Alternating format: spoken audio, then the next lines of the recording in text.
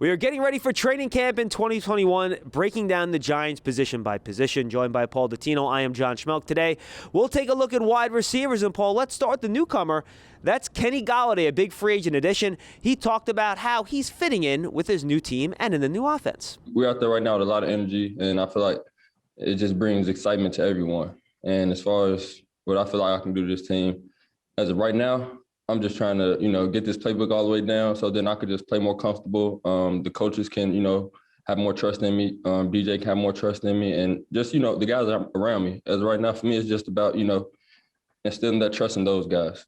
And, Paul, what you like about a guy like Kenny Golladay, he's big, he can make plays down the field, and he makes contested catches. A skyscraper who gives the quarterback a very large box to throw into, a two-time 1,000-yard receiver who makes big plays. What more can you ask for? Target radius is huge, and he's reliable, which is very, very important. And you think a big free agent addition like that, top wide receiver on the market, would the Giants be done? No, they were not. First-round pick, they trade down. They draft Kadarius Toney out of the University of Florida.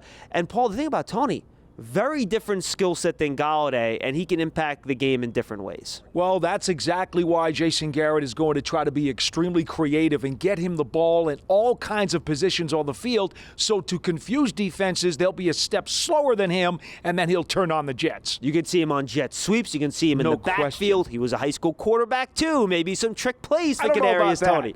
And I think what you like now, when you look at this wide receiver core, you take those new guys, you add them to Sterling Shepard, who can play outside or inside, but has a lot of success inside as a route runner. Then you have Darius Slayton with that straight-ahead blazing speed. It's almost like putting a basketball team together where you have guys with different skill sets that really complement each other well. Yes, that's very true, John. You look at Shepard last year, believe it or not, his 66 catches was a tie for his career high.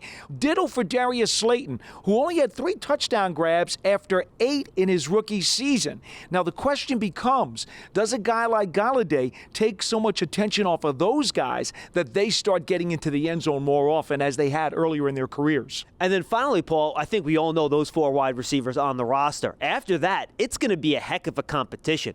You have a guy like John Ross. You have returning players like David Sills and Austin Mack and Dante Pettis.